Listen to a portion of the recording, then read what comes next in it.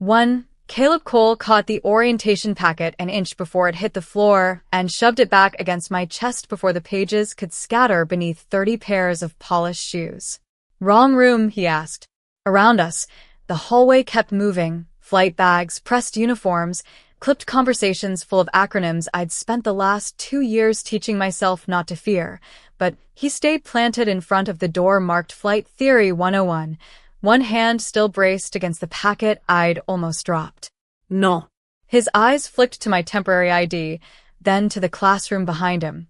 Not rude. Worse. Assessing. This section is Flight Theory.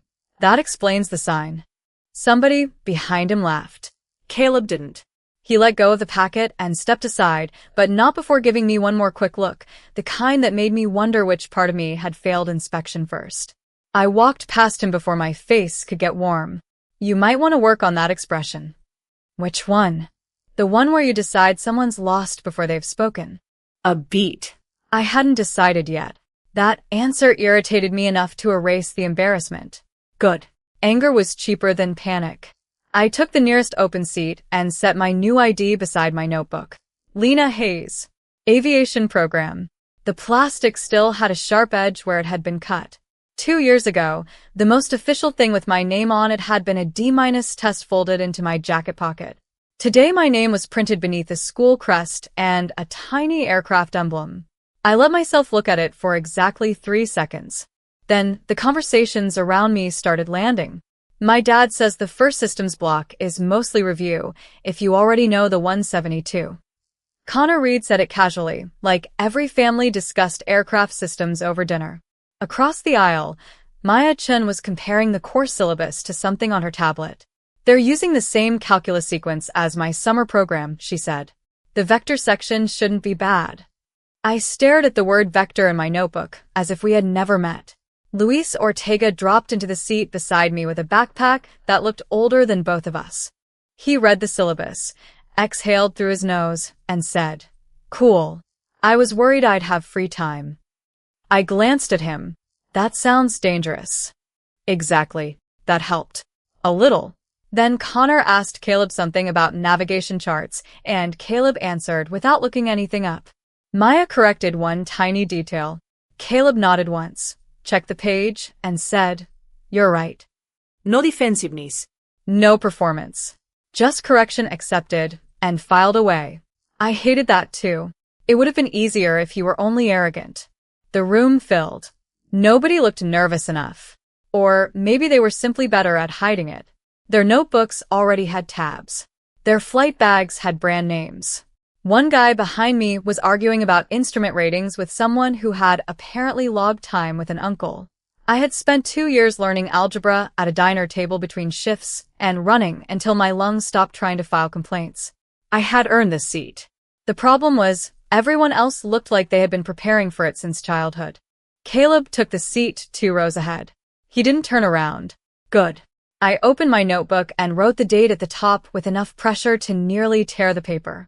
A man in a dark instructor jacket entered carrying no welcome packet, no coffee, no visible interest in whether any of us felt inspired. The room quieted before he reached the front. He set a roster on the desk.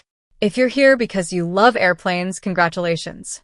So, does every 6-year-old who looks up? Nobody laughed. He scanned us. Turn to the person on your left. Chairs shifted. I looked at Luis. He lifted his eyebrows. The instructor waited. Now look right. Caleb turned with everyone else. His eyes landed on me. No smirk this time. Remember both faces, the instructor said. Statistically, some of you will not finish with the people you started with. The silence changed shape. My hand stopped over my notebook. This program does not grade desire. It does not reward sacrifice. It does not care how hard you fought to get admitted. His gaze moved across the room. It cares whether you can meet the standard. The ID beside my hand suddenly looked less like proof and more like a temporary permission slip. When class ended, everyone moved at once toward the rear wall where the preliminary placement list had been posted. I waited until the crowd thinned, then found my name. 31st. Out of 38. My stomach sank without ceremony. Maya was near the top. Connor was above me. Caleb was second. I read his name, then mine again, as if the numbers might rearrange out of pity. They didn't. A shadow stopped beside me. Caleb. He looked at the list, then at me. For half a second, I expected the expression from the doorway. Instead, when two guys behind us started joking about the bottom 10, Caleb stepped sideways and blocked their view of my line while pretending to check his own score. He said nothing. He didn't look at me again. Then he walked away. I stayed in front of the board, staring at the space his shoulder had just covered. 31st, Louise said, leaning around my shoulder toward the placement sheet. That's survivable. I folded my arms. I was hoping for inspirational. You've given me medically stable. He grinned and moved aside as the hallway filled again, but my eyes stayed on the board long enough to catch Caleb disappearing around the corner. He had stepped between my score and two guys making jokes about the bottom 10, then walked away like the choice had cost him nothing. By Monday, I had a better problem. There was no time to wonder why. Flight theory rolled straight into meteorology, meteorology into navigation, navigation into aircraft systems, and somewhere between radio phraseology and performance charts I discovered that aviation had invented several hundred ways to tell me I was behind. Maya could reduce an equation before I finished copying it.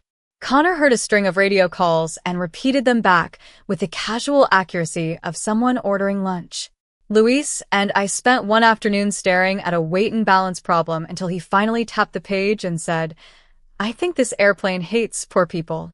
It knows, I said. It can smell our checking accounts. We got the answer 12 minutes later. Kayla got it before the instructor finished explaining the second condition. That became a pattern. He rarely rushed. That was the irritating part. He read, calculated, checked, moved on. During aircraft systems, the instructor asked why a particular indication mattered during climb. 3 hands went up. Caleb's first. Pressure differential changes with altitude, so the trend matters before the absolute number does. The instructor nodded. Exactly. I wrote the sentence down fast enough to dent the paper. At night, I learned what everyone else seemed to have brought with them. I built vocabulary lists. You redrew charts. I replayed recorded terminology until the words stopped sounding like a private language. 3 hours of work bought me an 84 on our first major theory exam. I stared at the number and felt something inside me loosen. A year earlier, 84 would have been proof of transformation. Here, Maya had a 95. Connor had a 91. Caleb had a 97. He carried his paper to the instructor's desk after class. I packed slowly enough to hear him ask, "Where did I lose the 3?" The instructor pointed to one calculation. Caleb studied it, nodded once, and said, "Got it." That was when I finally accepted the truth I had been trying to make less annoying. He was good. Not polished good. Not rich kid who knew the language good. Actually good. Outside the classroom, I caught up with him at the water fountain. "Do you ever get anything wrong?" He straightened. "Yes." I waited. He capped his bottle. "That seems like the part where you provide an example." "I'm not making you a list." Generous. I'd hate to strain the printer. His mouth shifted at one corner, almost a smile. Then Connor called his name from farther down the hall, and Caleb left without another word. By the 6th week, I knew his scores before I meant to. 94 on meteorology. Perfect on the navigation quiz. Second fastest systems assessment, behind Maya. I also knew Maya could solve almost anything if you gave her numbers. Connor could translate instructor shorthand before the rest of us found the right page. And Luis worked evenings 3 nights a week and still showed up early enough to review flashcards. The hierarchy became harder to resent once everybody inside it became human. They had advantages. They also worked. I worked too. Tyler still checked in every few days. Sometimes it was a joke about whether aviation school had taught me how to land yet. Sometimes it was just you alive. I usually answered between classes or late at night, and the conversation still came easily enough to remind me why losing him had hurt. But lately I noticed something else too. I could tell him my score. I could tell him I was tired. Explaining why a 3-point improvement mattered, or why hearing Caleb answer a systems question in 10 seconds could ruin my mood for an hour, took more energy than I had. Tyler still knew me. He just didn't know this place yet, and I wasn't sure how much of it could be translated. Sophie was easier. She sent voice notes at impossible hours, pictures from home, and occasional proof that somebody had made a terrible decision without me there to witness it. One night she texted, "You know you're still allowed to be funny, right?" I sent back, "Aviation has placed humor under review." Her answer came immediately. "Good. I was worried they'd replaced you with a calculator." I laughed alone at my desk and went back to studying. Different schedules had changed the rhythm between us. They hadn't erased it. My next exam came back with an 89, 5 points higher. I held the page for a second longer than necessary, then walked toward the ranking board when the updated standings posted that afternoon. 24th. I had moved 7 places. Maya remained near the top. Connor sat comfortably above the middle. Caleb was second again. I found my name, then his, then mine once more. "Could have been worse," a voice said behind me. I recognized Caleb without turning. "Cole, if that's encouragement, aviation has a serious communication problem. 24th is better than 31st. I turned then. His eyes were on the board, not me. "You memorizing my position now?" "It's directly under Ortega." Luis, 3 spots above me, raised a hand from across the hallway without looking up from his phone. "I feel seen." Caleb moved past us toward class. 2 days later, another quiz came back. 92. My best score yet. I set it on the corner of my desk and watched Caleb cross the room toward the door. For one stupid second, I expected him to glance down. He kept walking. The door swung shut behind him.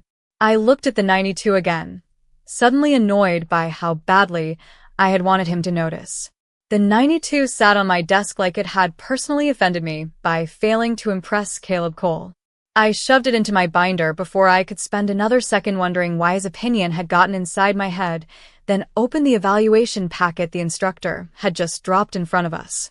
"Today," he said, "you stop proving you can learn aviation and start proving you can function inside it." The room tightened. Pages turned. Timed procedure. Radio calls. Fuel calculation. Weather update. Prioritization. Decision points. Everything I knew, stacked on top of everything else I knew, with a clock running beside it. I had spent the last 6 weeks climbing from 31st to 24th by doing the one thing that had dragged me through high school, study until the material gave up before I did. So I studied harder. I practiced radio phraseology while brushing my teeth. I taped sequence cards above my desk. Luis quizzed me between classes.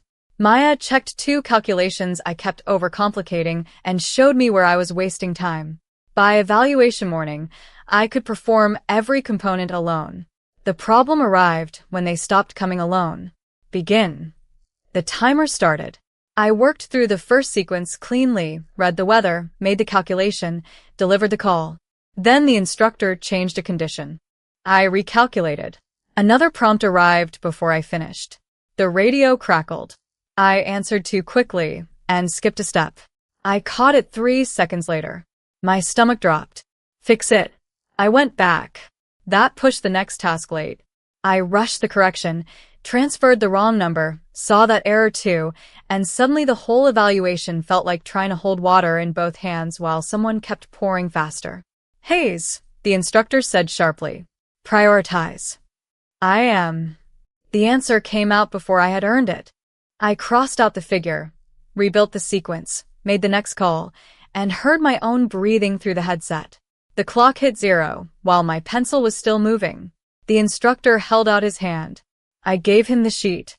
10 minutes later, I was standing outside the evaluation room with Luis, while the fluorescent lights hummed overhead. "How bad?" he asked. "Somewhere between educational and legally actionable." His mouth twitched. The door opened. "Hayes." I went back inside. The report waited on the desk. Across the top, in block letters, "Fail. Remediation required." My eyes stuck on the first word. The instructor tapped the middle section. "Your knowledge base is acceptable. Your workload management is not." I corrected the errors. After creating new ones, heat crawled on my neck. "So I retake it." "You remediate first." He folded his hands. Understand something now before you build the wrong habit around this. One failed evaluation triggers remediation. Repeated failures trigger formal review. Enough deficiencies, and the program can dismiss you. The room suddenly felt smaller. Dismiss as in repeat the course? Dismiss as in you leave the program. I looked down at the page again. In Chapter 2, failure had always carried another door somewhere nearby. Study. Retest. Try again. Here, the hallway had an exit sign. When I stepped outside, Caleb was leaning against the opposite wall with his own evaluation folder tucked under one arm. His eyes moved to the red block on my report. You knew the material. I stopped. Thank you for the obituary. You lost the sequence. I was there. He shifted the folder against his side. Then don't make the same mistake twice. The word failure was still burning across the page between us, and suddenly everything he said sounded like judgment. You always this helpful after people fail? Only when they're fixable. That made me look at him. He held my gaze for a second, then headed toward the stairwell. I spent the next 3 afternoons in remediation. I rebuilt the exercise around order instead of speed. I forced myself to finish one decision before chasing the next. On the final practice run, the instructor changed the weather condition halfway through. My hand moved toward the old correction first, then stopped. Sequence. Priority. Call. Calculation. The pieces stayed where I put them. When I finished, Caleb was waiting near the doorway for his own scheduled session. Our eyes met. He glanced once at the completed board, then gave me a small, almost imperceptible nod. I hated how much that tiny gesture steadied me. The instructor called me back before I could leave. I turned. How many chances do I get? He studied me. Wrong question. What's the right one? How many mistakes can aviation afford? My mouth closed. He tapped the remediation report once. Fewer than you think. Fewer than you think followed me straight into a schedule that would have frightened a healthier person. I added an extra systems review before breakfast, moved radio drills into lunch, booked 2 evening practice sessions, and started carrying flashcards in the pocket where normal people kept snacks. The first week it worked. My remediation scores climbed. My timing improved. The second week, I stopped noticing the difference between 6 hours of sleep and 4. By the third, coffee had become less a beverage than a contractual obligation. Luis found me in the study room one night with 3 open manuals and a weather chart spread across my lap. You planning to sleep this semester? He asked. I put it on the waiting list. He dropped a granola bar beside my notebook. Eat something. Is this friendship or an intervention? Whichever gets you to stop looking haunted. I ate half without tasting it and kept studying. Mom called before I finished the granola bar. You sound tired. That's because motherhood has made you perceptive. Lena. I stared at the 3 manuals spread across the table. Aviation. The program's just heavy right now. She let the silence sit for a second. Heavy and impossible aren't the same thing. I know. And tired and disciplined aren't the same thing either. That one irritated me because it sounded useful. Are you coordinating with my instructors now? I raised you. I have sources. I smiled despite myself. I'll sleep. Tonight? Let's not destroy the credibility of the promise. She sighed, but her voice softened. Call me when you get home. I will. Caleb started appearing in the same rooms often enough that I stopped pretending it was coincidence. Sometimes he worked across the room. Sometimes he passed behind my chair on the way out and glanced at whatever I had covered in notes. He never offered help. He simply noticed. That bothered me more. During a procedure lab on Thursday, the instructor handed us a sequence card and changed one condition halfway through. I heard the change. I wrote it down. Then, I followed the original instruction anyway. Hayes. The instructor's voice cut across the room. I froze over the checklist. 1 line. That was all I had missed. A stupid, obvious line. Caleb, stationed at the next table, looked from my card to my face. After class, I shoved everything into my bag fast enough to bend a divider. How much did you sleep? He asked. Enough. He leaned one shoulder against the table. That's not a number. Neither is mind your business. You missed a direct instruction. I noticed, after you executed the old one. I pulled the zipper closed harder than necessary. Are you giving therapy now? I'm telling you, tired pilots make stupid mistakes. My hand stopped on the strap. I don't need you monitoring me. Caleb picked up his own binder. I'm not. He glanced at the empty coffee cup beside my elbow, then at the flash cards spilling from my pocket. You're just difficult not to notice when you're making obvious mistakes. The words landed sharper than his tone. I looked at him, ready with something crueler than he deserved, and found nothing useful. He walked away because his next class started in 5 minutes. Of course it did. Caleb Cole apparently scheduled his concern between obligations. I stayed long enough to rewrite the missed instruction once, then twice, then a third time until the letters blurred slightly. That night I set an alarm for 5 and woke at 4:30 anyway. The next morning, Caleb's seat was empty. I noticed before the instructor finished taking attendance. Maya slid into the chair beside mine for a paired worksheet and followed my eyes toward the second row. Looking for someone? No, the answer came so quickly, she raised an eyebrow. I stared at my worksheet. The first day flashed back with humiliating clarity. Caleb blocking the flight theory door, asking me the exact same question. I'm checking the room. Maya looked around at the 37 other people occupying it. Thorough. I spent the rest of class irritated with her, Caleb, and myself in equal proportions. He returned the following day with a folder from the assessment office and went straight to work, offering no explanation for his absence. I told myself that was preferable. Then I caught myself checking whether he looked tired. That was worse. My next evaluation came at the end of the month. I finished inside the time limit. Every required step was there. The instructor returned the report face down. I turned it over. Passing score. Relief hit first. Then I saw the red notation beneath it. Judgment degrades under fatigue.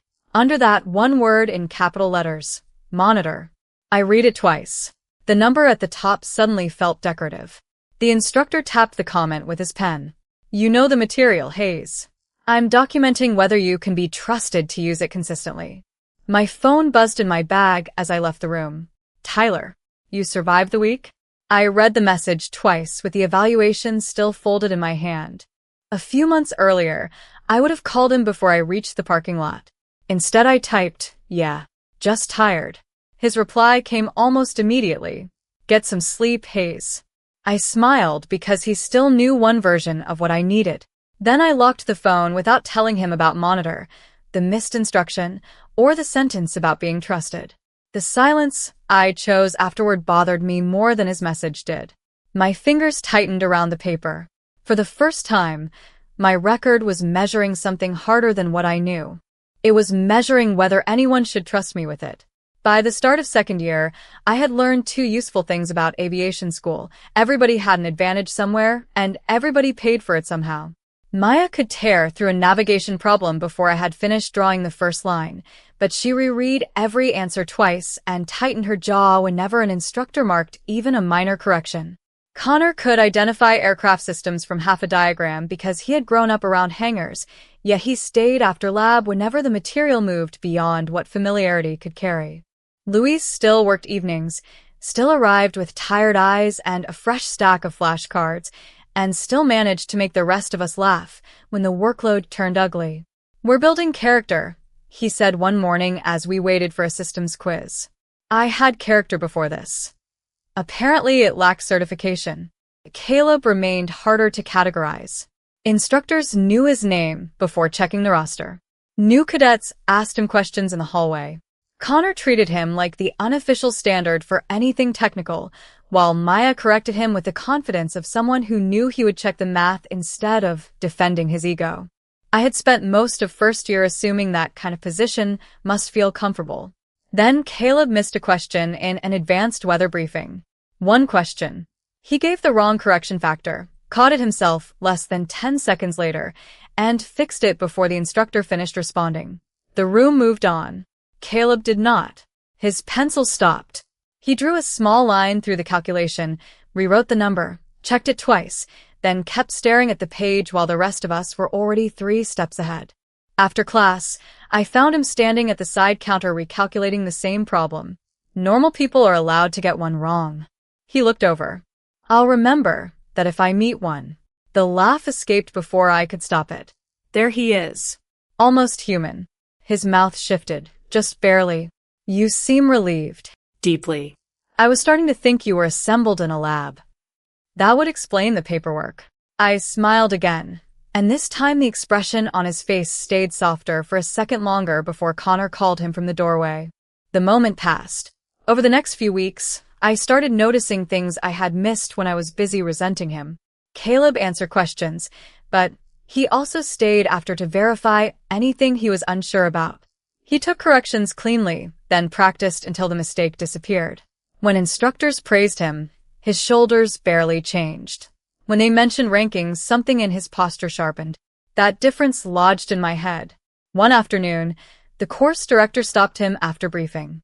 Cole, your family coming to the year-end review again? Caleb slid his binder under one arm. Probably. Your father still flying corporate? He is. Tell him you're keeping the name near the top. The instructor meant it kindly. Caleb gave a polite nod. I will. He walked away with the same steady pace he used everywhere else, but his grip tightened around the binder hard enough to whiten his knuckles. I watched him disappear down the hall and finally understood that people could be handed a head start and still spend their whole lives afraid of losing it. That evening I stayed late to finish a meteorology worksheet, then left campus, made it halfway to the parking lot, and realized my notebook was still under the desk. The building had gone mostly quiet by the time I returned. Light spilled beneath the classroom door. I pushed it open and heard a man's voice through a phone speaker before I saw Caleb sitting alone at the front table. Second isn't what this family does. Caleb's hand rested flat beside the phone. The call ended. Silence filled the room. He looked up and found me in the doorway. For once, he had nothing ready. I crossed to my desk, picked up the notebook, and slid it into my bag. Forgot this. His eyes stayed on me, waiting for the joke, the question, maybe the pity. I gave him none of them. See you tomorrow. The next morning, I treated him exactly the way I always did. He noticed. I knew because after class we ended up walking the same hallway without arguing about a single thing. At the intersection near the stairwell, I turned toward the labs. Hayes. I looked back. Caleb stood 3 steps behind me, one hand on his bag strap. He seemed ready to say something. The pause stretched. Nothing. I waited another beat, then turned and kept walking. For the rest of the afternoon, that unfinished word followed me more closely than any ranking ever had. The next few days, something small changed without either of us acknowledging it. Caleb still corrected me when I overcomplicated a calculation, and I still told him when his explanations sounded like they had been written by a committee, but he stopped walking 3 steps ahead of me when we left class. The first time I noticed, I assumed the hallway was crowded. The second time it wasn't. He simply matched my pace all the way to the stairwell, talking about an upcoming weather assessment like there was nothing unusual about it. I told myself there wasn't. Then we reached the turn where our routes separated, and I felt the absence of him beside me before I had taken 2 steps. That was irritating enough that I immediately opened my notebook and pretended I had forgotten something. Tyler called that Sunday evening. We talked longer than we had in weeks. Sophie, home, his classes, the diner, people whose names still carried whole histories between us. I laughed in the same places I always had. That almost made the quiet at the end harder. You sound different, he said. Different bad. Different busy. I leaned against the edge of my desk and looked at the flight manual lying open beside me. I guess I am. He was quiet for a moment. I meant what I said when you got accepted. About letting me go? About going wherever this takes you. My throat tightened. I know. Another pause. I think we've both been leaving the door open because closing it feels like saying none of it mattered. I looked down at Dad's old watch beside my notebook. It mattered. Yeah. His voice softened. It still does. I swallowed. Tyler, you don't have to say anything. I closed my eyes for a second. Take care of yourself. You too, Hayes. After the call ended, I left his name where it was in my phone. I didn't delete the messages. I didn't need to. Some things could stay important without staying unfinished. Luis started slipping before any of us knew what to call it. At first it looked like the same strain everybody carried by second year.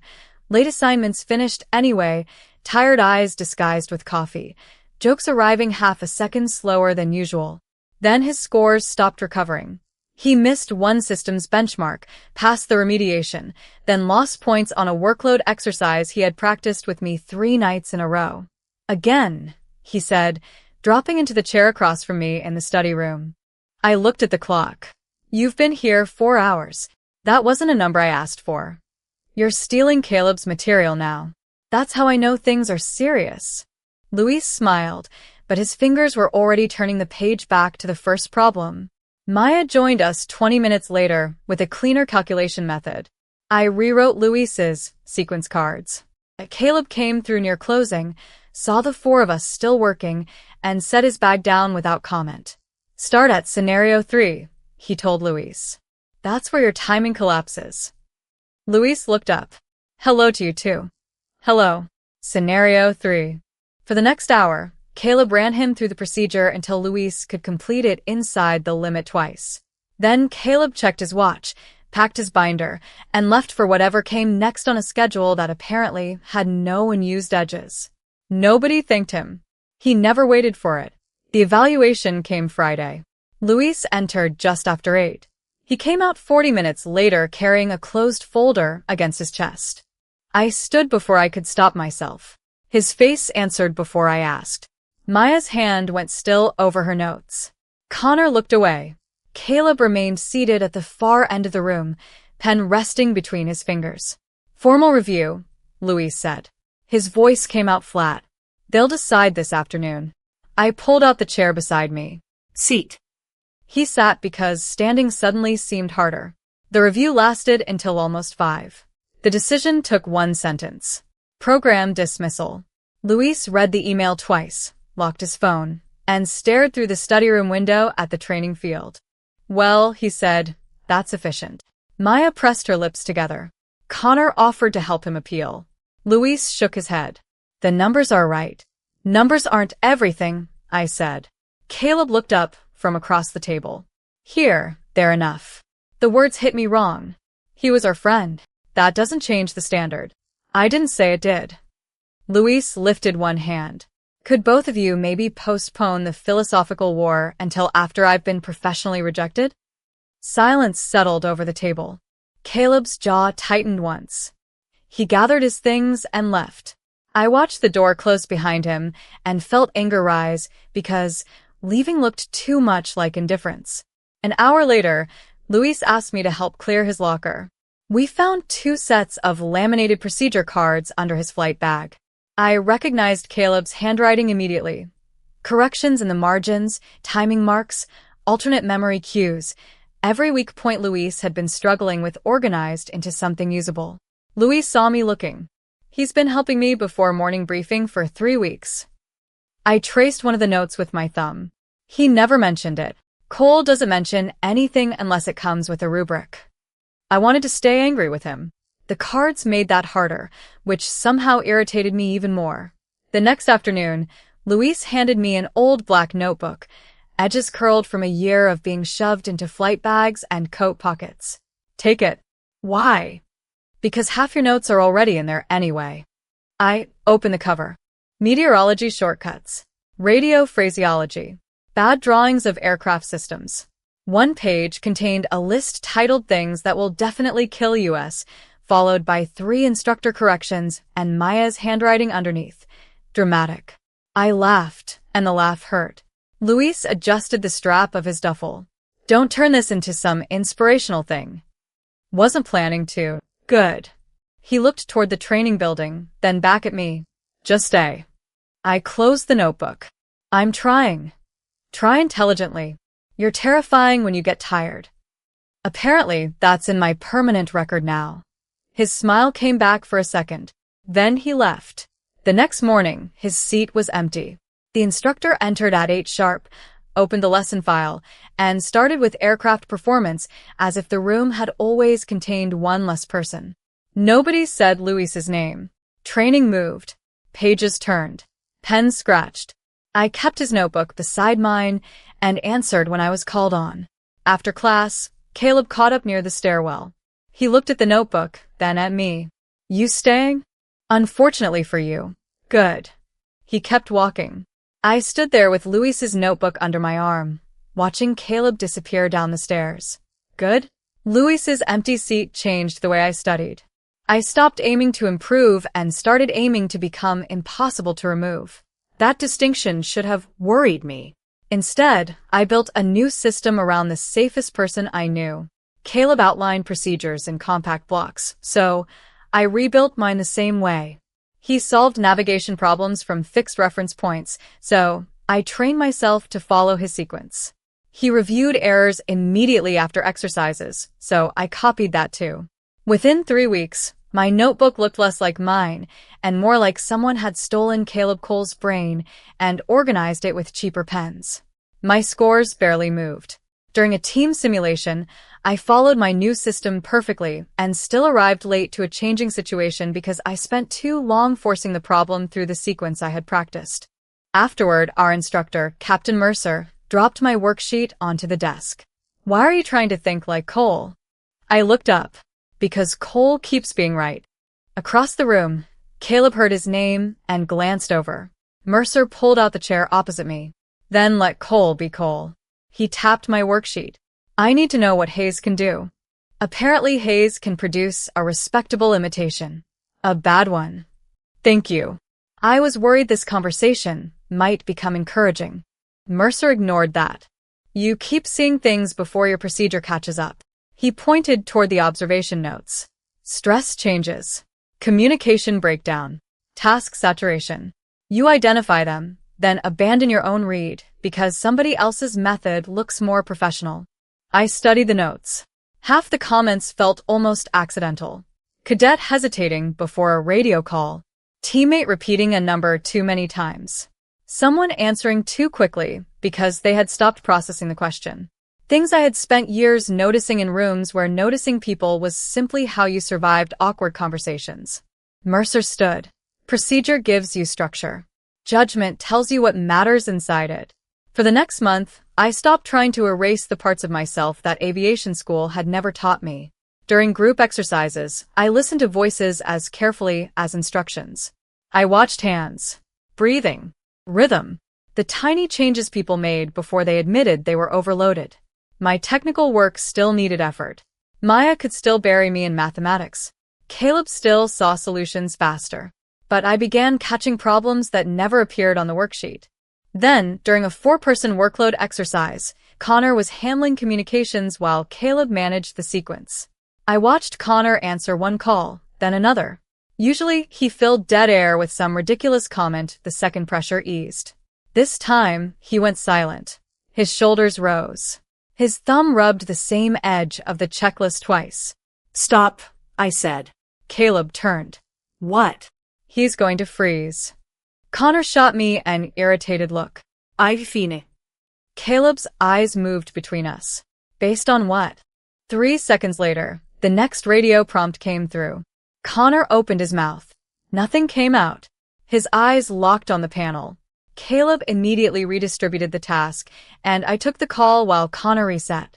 We completed the exercise. Outside the room, Caleb caught up with me. How did you know? I slowed. Should I write this date down?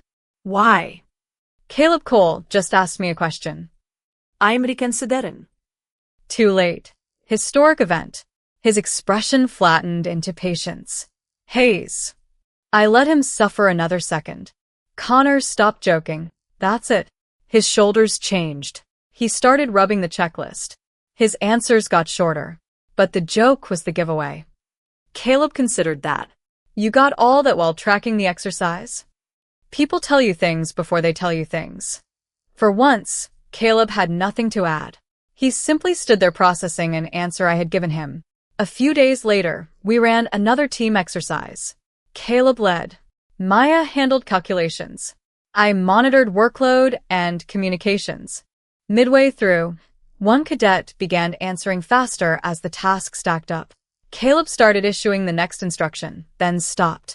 His eyes found mine across the station. Hayes. One word. Everyone else waited for clarification. I understood exactly what he was asking. I watched the cadet's hand tighten around his pencil, heard the clipped breath before his next response, and answered, "Give him 10 seconds. Then move the next call to me." Caleb held my gaze for one beat. "Do it." And he changed the plan. Caleb changed the plan because I told him to, and for the rest of that exercise, I kept waiting for the universe to file a complaint. Instead, we finished with our best coordination score of the month. Afterward, he handed me the evaluation sheet and tapped one column with his finger. "Beat me." I took the page. In one category, "Still counts." To you. That's the only person currently asking. His mouth pulled into a real smile this time, quick and unguarded. I had seen Caleb pleased before, after a clean evaluation, a difficult calculation, an instructor confirming something he already suspected, but this was different. There was no restraint in it, no careful version of himself standing between the expression and the rest of the room. I stared half a second too long. His eyes caught mine before I looked back at the score sheet, and for one strange beat neither of us said anything. My pulse had no professional reason to change. I decided to blame caffeine. Annoying. Over the next few months, the rivalry got easier to carry. We still compared scores. Maya still destroyed both of us in technical theory often enough to preserve cosmic balance. Connor still acted personally betrayed whenever someone beat him on systems. I started noticing that Caleb's questions had changed too. Earlier in the year, he asked instructors for corrections. Now, occasionally, he asked me what I saw. I never let him enjoy that quietly. "Should I start charging consulting fees?" "Your first answer was free." That was a promotional mistake. Clearly. We were still competitive. We were also useful to each other, which made the competition harder to simplify. Late in the semester, our aviation safety module shifted into accident documentation, operational status codes, and historical reporting standards.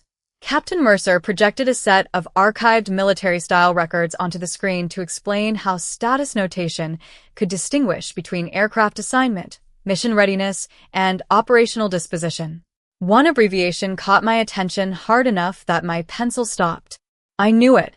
I had seen it years earlier on one of Dad's papers, before I understood enough aviation language to know what I was looking at. Mercer continued talking. I copied the notation exactly. That evening, I drove home with the abbreviation repeating in my head. Mom was working late, so the house was quiet when I pulled the old storage box from the closet. Dad's things still smelled faintly like paper, metal, and the cedar block Mom had tucked inside years ago.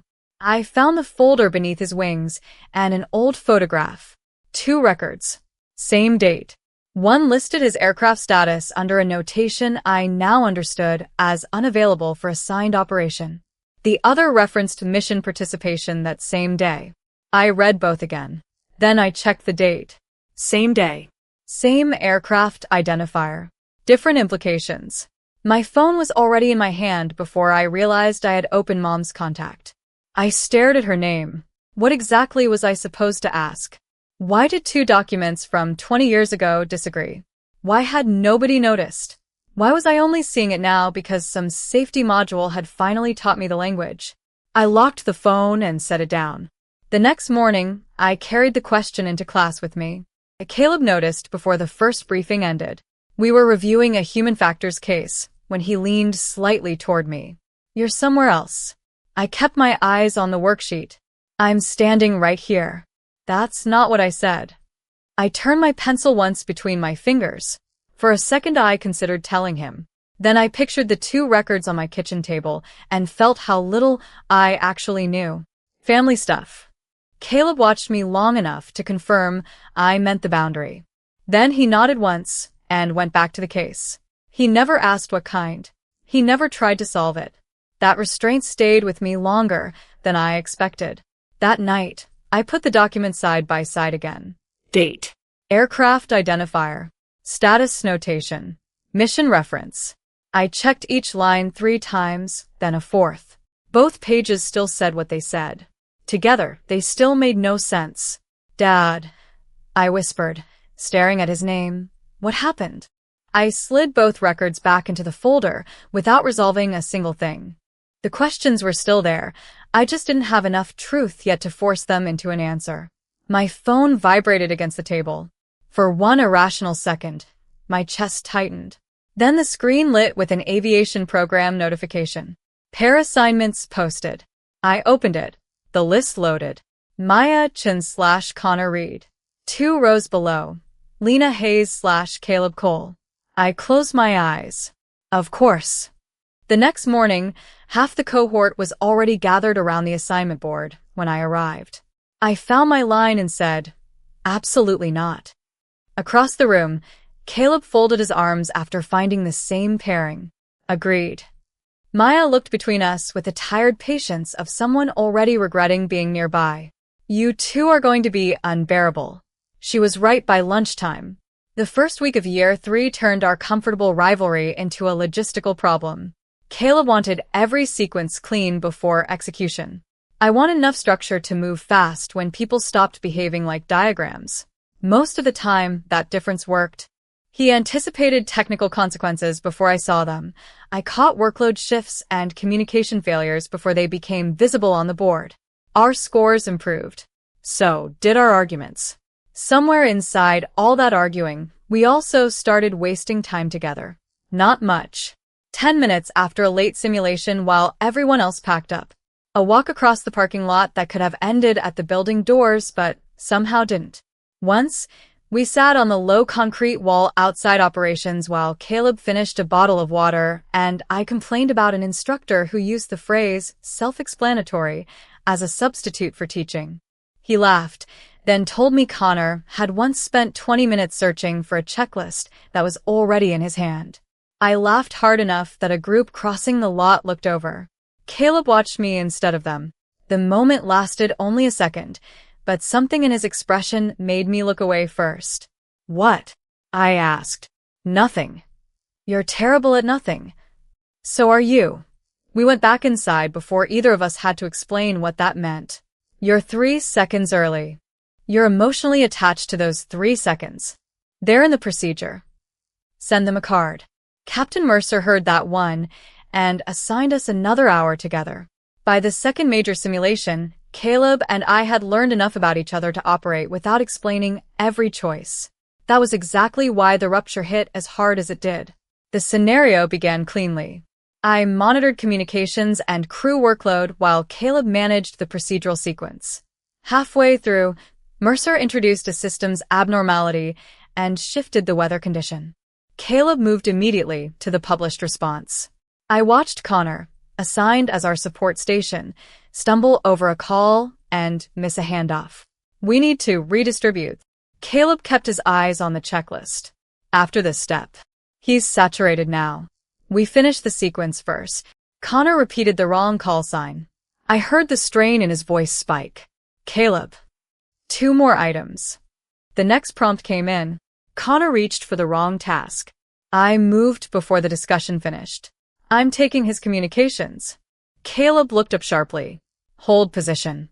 I switched channels, reassigned the workload, and gave Connor one clear instruction. The immediate problem stabilized. The scenario recovered. The coordination score collapsed. When the simulator paused, silence filled the room. Caleb pulled off his headset. "What was that?" "Recovery.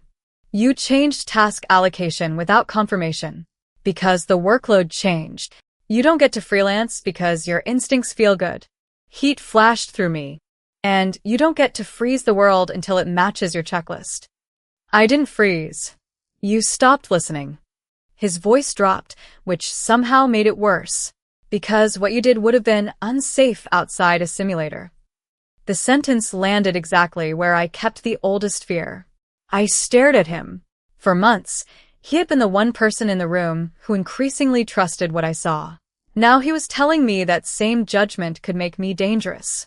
You'd rather follow a perfect procedure straight into a bad outcome than admit something changed. Caleb's jaw tightened.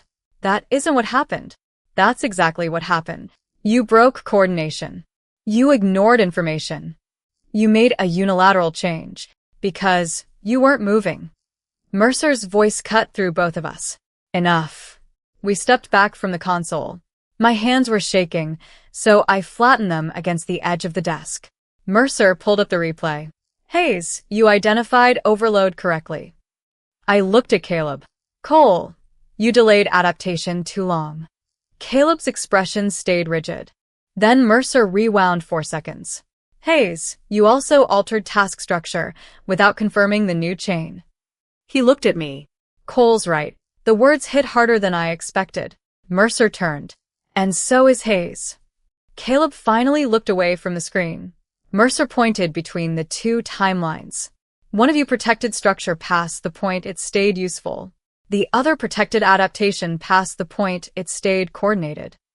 He closed the replay, which is why neither of you is ready. Nobody spoke.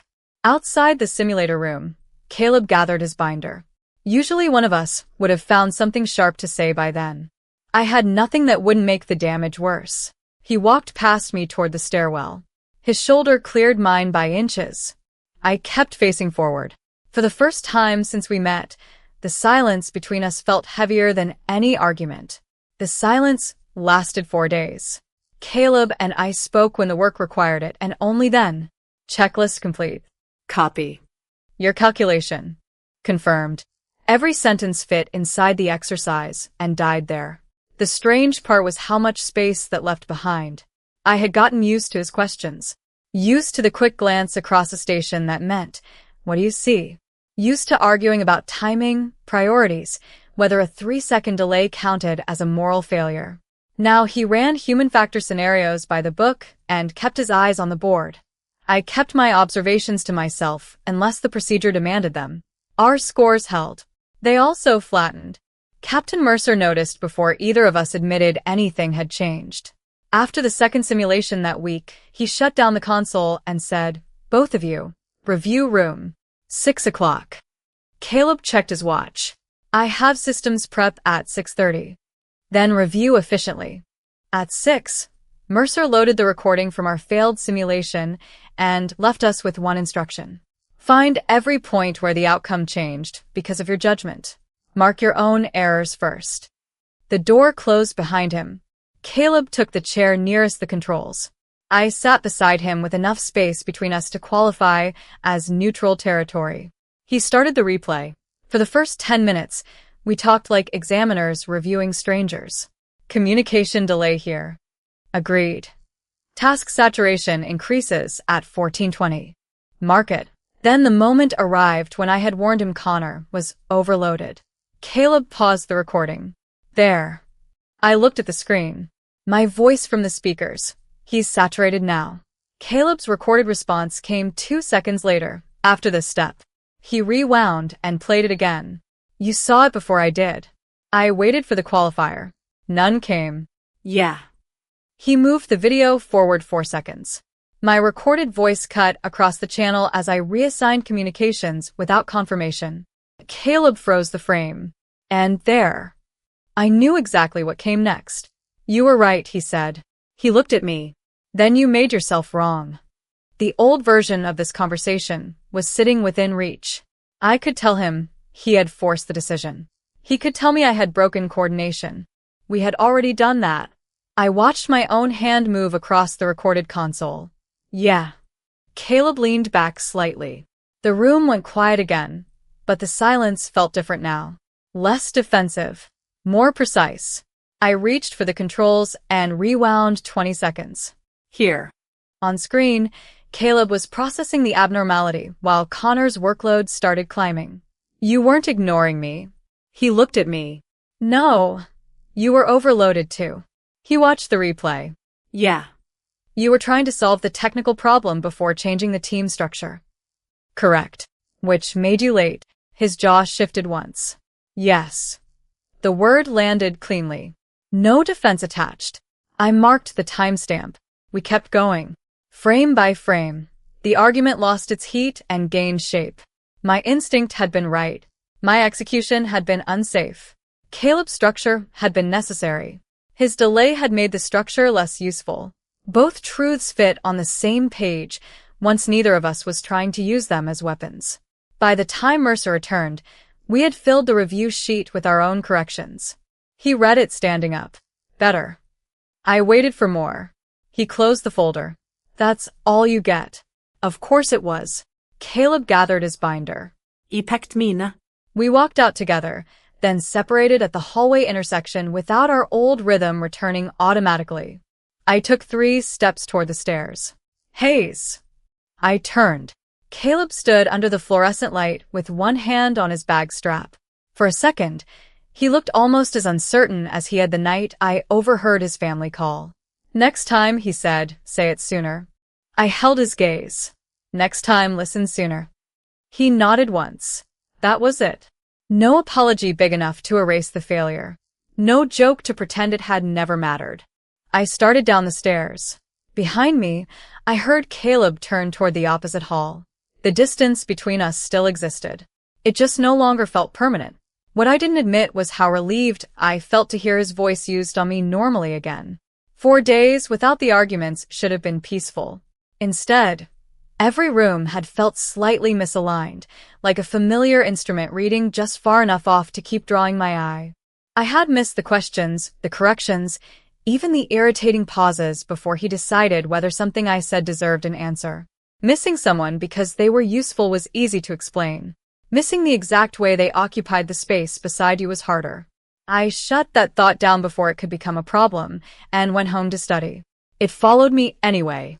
The first time I beat Caleb at something that mattered, I almost ruined it by checking his score before I checked mine. The advanced human factors evaluation had taken most of the morning: crew coordination, workload management, communication under pressure, situational judgment, and by the time the results posted, half the cohort crowded the board in a silence usually reserved for weather warnings and disciplinary hearings. Maya found her name first. Second in technical integration, she said, already scanning the breakdown like the number had personally challenged her. Connor leaned over her shoulder. I took systems. You say that like I'm devastated. I'm choosing to hear admiration. I found my own row farther down the page, then froze. Human factors / crew coordination, 94. Highest score in the cohort. My eyes moved automatically to Caleb's line. 91. 3 points. 1 category. A professional one. I read it again because after 3 years of using his results as a measuring stick, seeing my number above his felt less like victory and more like the instrument had briefly malfunctioned. Caleb stepped up beside me. His gaze went from the board to my face. You're not going to say anything? I folded my arms. I'm experimenting with humility. How's that going? I hate it. His mouth curved. Then he opened the notebook tucked beneath his arm and held it out. Show me what you saw in scenario 4. The satisfaction in my chest shifted into something quieter. You're serious. Unfortunately, this is historic. Hayes. I took the notebook. Scenario 4 had been the one most people hated. 2 crew members technically correct, 1 overloaded, 1 communicating badly, with a real problem buried in how quickly the team stopped sharing information. I pointed to Caleb's notes. You tracked the task errors. Yes. I tracked when they stopped checking each other. He leaned closer to the page, focused on the marks instead of me.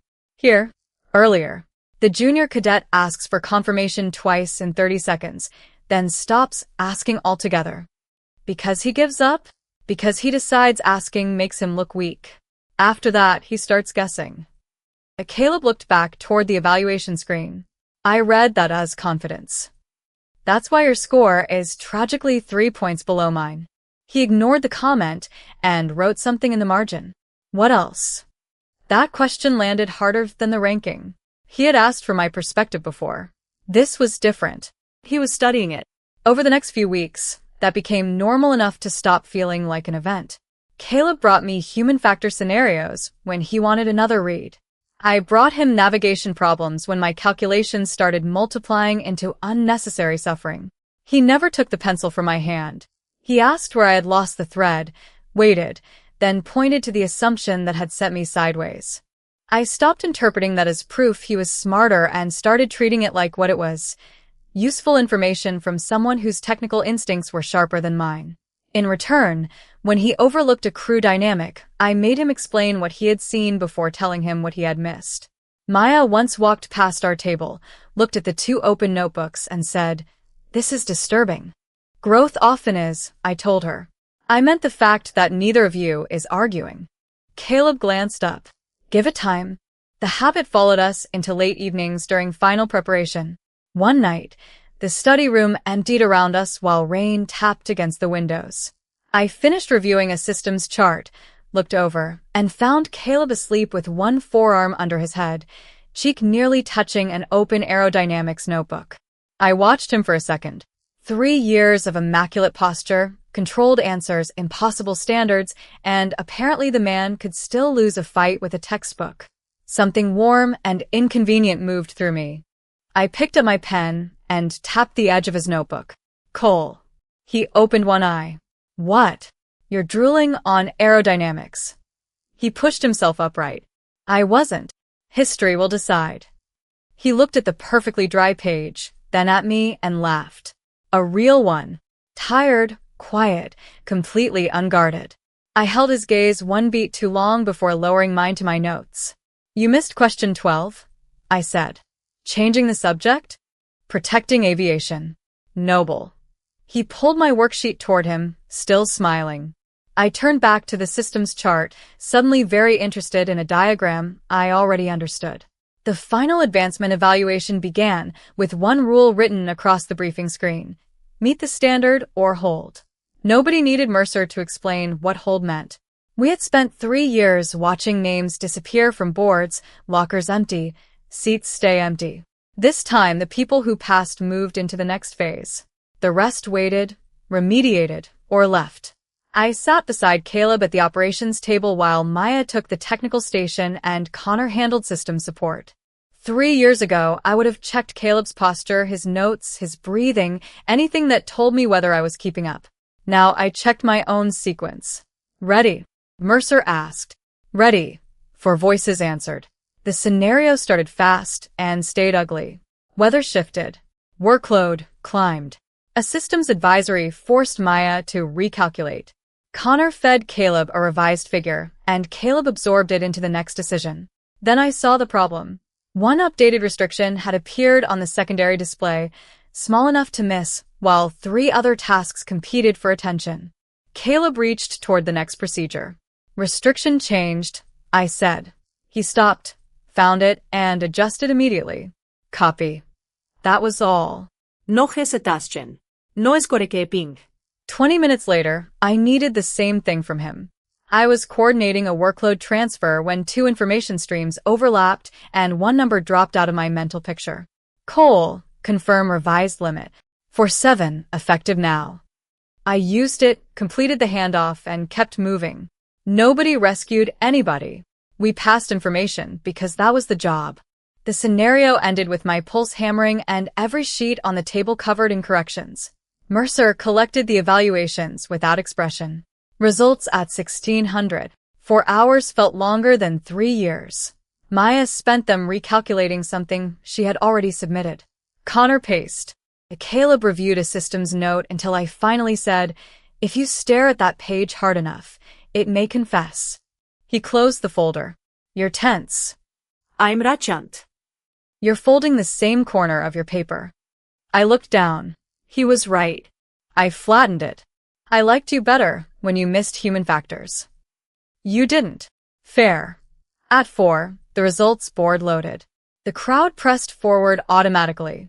Old instinct tugged me toward the top of the ranking column. I stopped. I knew exactly what I needed to find. Qualification status. I scanned names instead of numbers. Chen advanced. Reed advanced. Then Hayes advanced. The words stayed still while everything inside me moved. I read it again. Beside my line, Cole advanced. Caleb's overall ranking sat above mine. Maya had taken the top technical mark. Connor led systems. None of it changed the word beside my name. Advanced. I had spent years trying to turn rankings into evidence that I deserved to be here. The board had finally given me something simpler. The standard had been set. I had met it. A voice came from behind my shoulder. "You're getting annoying." I turned. Caleb stood there holding his evaluation folder. "Getting? You used to be easier to outrank." Sounds difficult. I hope you recover. His eyes shifted toward my result, then back to me. There was no condescension in them now. No question about whether I had wandered into the wrong room. He held out his hand. I looked at it for 1 second. On my first day, Caleb had stood in a doorway and measured me before he knew me. Now the gesture carried something entirely different. Peer to peer. I took his hand. His grip was firm, brief, professional, and for one small beat neither of us moved first. Mercer's voice cut across the hallway. Don't celebrate yet. We released each other and turned. He stood in the classroom doorway with a stack of new packets tucked under one arm. Tomorrow you stop proving you belong in a classroom. Nobody spoke. Mercer glanced through the glass wall toward the training aircraft lined along the ramp. Tomorrow we find out what happens when the ground disappears. The next morning, the airfield looked different from the other side of the glass. For 3 years, I had studied aircraft from classrooms, diagrams, simulators, observation areas, and every approved distance between theory and consequence. Now dawn spread pale gold across the ramp, catching on wings lined in rows beyond the fence, and my name sat on the flight roster clipped beneath the operations window. Hayes. I read it once and moved on. That surprised me more than the nerves. My uniform had lost the stiff newness it carried on my first day. The cuffs showed faint wear. My notebook had doubled in thickness and picked up Louis's black cover somewhere along the way. My hands looked different too, small calluses, ink marks, one healing scrape near my thumb from equipment prepped the week before. Evidence. None of it dramatic. Just accumulated. Caleb stood a few yards away checking his packet. He looked up as I approached. Nervous? Obviously. Good. I glanced at him. Was that supposed to help? No, a laugh slipped out before I could stop it. 3 years earlier, I would have searched his face for judgment. Today I searched it because I knew how much information he carried there when he chose not to speak. Calm. Focused. A little tired. Ready. He looked at me the same way, and something about that felt steadier than reassurance. Captain Mercer called the group closer and reviewed the day's sequence. I listened, checked my packet, confirmed my assignment, and felt the nerves settle into something usable. Nobody promised us the sky. Nobody cared how badly we wanted it. Procedures mattered. Judgment mattered. Trust mattered. That truth had scared me once. Now it felt almost clean. When Mercer dismissed us to our aircraft, I reached into my pocket and touched the edge of Dad's old wings through the fabric. I had brought them without really deciding to. For years, his life had been the first explanation I had for why the sky pulled at me. Then his records had raised questions I still didn't understand. Somewhere along the way, that stopped deciding the meaning of this for me. Dad had opened a door in my imagination. I had done the walking. Hayes. Caleb's voice came from behind me. I turned. He had already started toward the aircraft assigned beside mine. He paused with his flight bag over one shoulder. See you up there. A year ago, I would have heard a challenge in it. This time, I didn't need to decide what else it meant. Try to keep up, I said. His mouth curved. I turned away before he could see how much I was smiling and crossed the ramp toward my aircraft. The morning air smelled like fuel, cold metal, and wet pavement warming under the sun. Somewhere beyond the field, an engine started and settled into a steady vibration I could feel through the soles of my shoes. I stopped beside the wing and placed one hand against the cool surface. For a second, every version of me seemed to exist at once. The girl laughing in the bleachers while a D- burned in her pocket. The girl who watched airplanes without understanding why. The girl who learned algebra at a diner table. The girl who failed an evaluation because knowledge had outrun judgment. The girl who thought Caleb's advantage meant he belonged here more than she did. The girl who watched Louis leave and learned that effort could be real and still meet a standard it couldn't cross. The girl who tried to become somebody else because copying excellence felt safer than trusting her own strengths. Then the memory passed. I opened my checklist. The aircraft in front of me required the person I was now. That was enough. My instructor joined me and began the pre-flight briefing. I answered what I knew, asked when I needed clarity, and checked each item without rushing. The old urge to prove something still lived somewhere inside me, but it had lost its authority. A passing score could confirm a standard. A ranking could measure one day. Caleb could respect me. Mercer could advance me. None of them could manufacture the thing I had spent 3 years building. I knew why I was here. Across the ramp, Caleb finished his own preparation and glanced over. Our eyes met. He gave the smallest nod. Once, that gesture could steady my entire day. Now it felt like something better. Recognition from someone whose judgment I trusted, received by someone who no longer needed it to stand upright. I returned the nod and went back to my checklist. Mercer's words from yesterday came back to me as the cockpit opened in front of me. Tomorrow we find out what happens when the ground disappears. The thought still tightened my stomach. Good. Fear meant the responsibility was real. I climbed into position, secured myself, and looked through the windshield at the runway stretching into morning light. Beyond it, the sky opened wide and indifferent. It had never known my grades, my rankings, my history, the people I had loved, the people I had disappointed, or how many nights I had spent wondering whether everyone else had been born closer to this life than I was. The sky had never promised me anything. That was what made the moment honest. I had spent years asking whether I belonged here, because I had started somewhere else. Now the question felt too small. My instructor gave the next command. I answered, hands steady on the work in front of me. Outside, Caleb's aircraft began moving toward the taxi line. I watched it for one brief second, then faced forward again. Competing with him had become familiar. Trusting him had become possible. Wanting him nearby had happened so slowly that I had mistaken it for rivalry until the rivalry stopped needing to win. I let that truth sit where it was, unnamed and unfinished, because today belonged to something else. My aircraft began to move. The fence slipped behind me. The buildings shifted farther away. Ahead, the runway waited. I looked up. This time, I wasn't asking permission. If you stayed with Lena all the way to that runway, thank you for being here. When rivalry turns into trust, do you think it makes two people stronger or gives them more to lose? Tell me in the comments, and if you made it to the end, leave "I made it" below. If any part of Lena's journey felt familiar, share your experience, or send us your story if you'd like it told in a future video. Like and subscribe if you want to keep walking beside her. The ground is behind her now, and whatever comes next will ask something new of her. Thank you for watching.